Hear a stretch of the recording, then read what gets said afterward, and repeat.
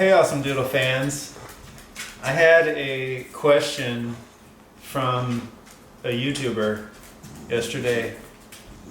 Is YouTuber a word? One who YouTubes? One who watches YouTube videos?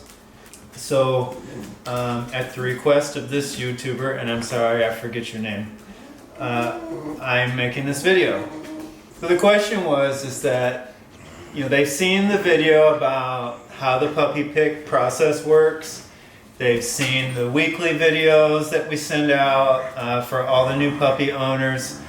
They've seen the weekly photos that we publish weekly on our website. And so the question is how do I get my puppy? Is my puppy shipped to me? Do I come and pick up my puppy? What are my options? The first option is that you can drive here. Now, if you know anything about AwesomeDoodle, you know that, so I have a partner in Arkansas, I have a partner in Atlanta, and I have a partner in Texas. And depending on where you live, you may be able to go pick up your puppy from one of those locations. However, I don't want you to limit your selection of your AwesomeDoodle to one of my locations. If you live in Texas and I have a puppy here from one of my litters that you really, really want, I don't want you to say, I want to get a puppy from Texas so I can drive to get it. It's very affordable to get a puppy delivered to you from another state. So of course, the first option is that you can come and pick up your puppy. And no, we don't meet you at McDonald's down the street. You're welcome to come to one of our homes and you can see where the puppy was raised. You can see the puppy box. You can see mamas of the puppy and so forth.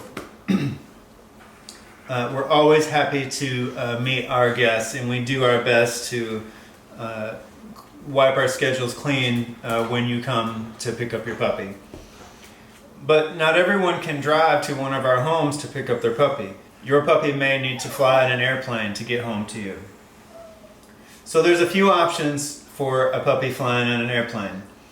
The first option that I like the best is for the puppy owner to buy a plane ticket to the nearest airport from the home where the puppy is coming. Come here, big boy. So you can buy your own airfare, you fly here, and we will meet you at the airport with your puppy. In some cases, we might pick you up from the airport, bring you back home, and then take you back to the airport again. It depends on how far the airport is and how much time we have. So when you do that option, you're going to buy a puppy carrier like this. Now this puppy carrier is the medium size. For a dog like Elliot here, he's a little on the big side for this medium size. Let's try him out in there. See, he can barely even stand up. But the point is that you'll get a carrier like this. They cost around $50, and then you'll go through the airport security with your puppy. You take your puppy on the plane, and then this whole bag goes underneath the seat in front of you.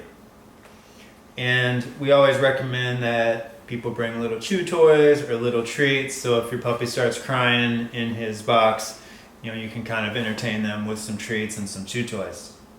Right, Mini Poochie? Yeah. So pick your puppy up in your car, fly here, take it home in a carrier like this underneath the seat in front of you. So those are two options. The third option is that we have a puppy nanny. And what the puppy nanny does is our puppy nanny will meet us at the airport, and we will give the puppy nanny a carrier like this with your puppy in it. His only job is to get your puppy to you. So our puppy nannies fly standby. So what that means is they will, let's say they're leaving Louisville, Kentucky, and they're going to Dallas, Texas. They will get on the next flight that they can get on to Dallas, Texas. The disadvantage to using the puppy nanny is that they fly standby. So if they cannot get on a flight, then they have to wait at the airport for the next flight. While they're waiting, they take amazing care of the puppies. They feed them, they pet them, they give them water. They really care about the puppies. But if you're expecting your puppy at 6 p.m., your puppy might not get home at 6 p.m. It might be 10, 11 p.m. at night. So if you want to use the puppy nanny option, which is very affordable at about, it's usually only $350, you'll just have to be flexible with the time that your puppy comes. So you just need to keep that in mind. Your schedule needs to be open in case the puppy nanny doesn't make all the flights. And they usually don't. They usually miss a flight or two, and your puppy usually ends up getting to you later than originally planned. But again, it's only $350. Your puppy is hand delivered to you. They take great care of our puppies. We've never had a problem with our puppy nanny. Very, very pleased with their work. Very reliable. This is the last option. We can cargo ship a puppy. So what we do is we get a crate like this. We get a health certificate from the vet saying that it's okay for your puppy to fly. And the airlines have very, very strict guidelines, or I should say rules, about the crate that your puppy flies in. It has to be just the right crate. Can't have a lid on the top. It can't have plastic clasps. It has to be bolted down and so forth. It has to have a food and water bowl in it. You have to have food taped onto the top. There's lots of specific things that the airlines do to make sure that the puppy flies safely. Now, I'd rather not do this because your puppy has to go in the crate and they're alone in the crate. Now, they don't just go in with the luggage. They don't just go in with the baggage underneath the plane. There is a special place on the plane where your puppy will go when they're being cargo shipped. So it's climate controlled, it is pressurized, and so forth. This option costs, again, around $350. We've never had a problem with it, but I would prefer that you fly here and take your puppy home or use the puppy nanny. If we cannot get a direct flight to you, in other words, if from our airport to yours, if there's a layover, we will not do this option because we do not want your puppy to have to be transferred from one plane to another. If I go to the airport with your puppy in its crate and your flight is delayed or canceled, I can just take your puppy back home again, and I don't have to worry about your puppy sitting in an airport for 2 hours.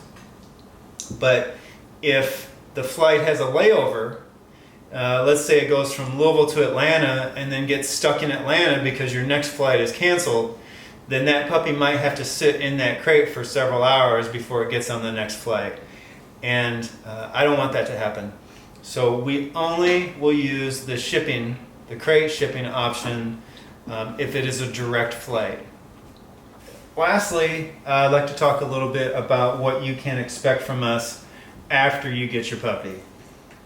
So when you're picking up your puppy, we usually spend about an hour with every family and we talk to them about your puppy. Your dog Katie, she loves to snuggle, she likes to, or we might say she eats a lot or she doesn't eat very much, she loves to go outside. We'll tell you about the personality of your puppy. Now, most of you have been watching your puppy for 8 weeks on video. You've been getting pictures of it every week. You probably, by that time, already know a lot about your puppy, and you're probably very bonded with your puppy by that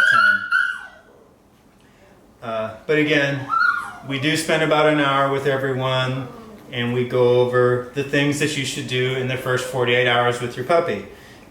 For example, you don't just stick your puppy in a crate and expect it to sleep all night. We tell you the things that, tips and tricks that it takes to get your puppy to be comfortable in its new environment. We get you started with potty training, and we're happy to do that. Now, once your puppy goes home with you, you will get weekly emails from us. We email everyone weekly and we talk to them about how their puppy's doing, what kind of progress it's made.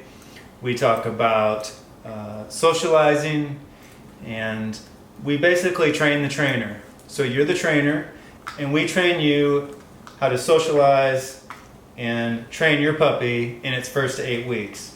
So you will get emails from us several weeks after you have your puppy, and sometimes we ask you for answers. Sometimes we'll send you an email and we'll say, what did you do this week to socialize your puppy? You know, how many people did your puppy meet this week? What kind of new experiences did you let your puppy get to do this week? We believe that puppies should get to have fun every day, and we feel very strongly that puppies should be well socialized when they're a puppy. If you socialize your puppy well, between the ages of 6 weeks and 4 months old, sometimes that's all it takes to really make a well-rounded, well-balanced puppy.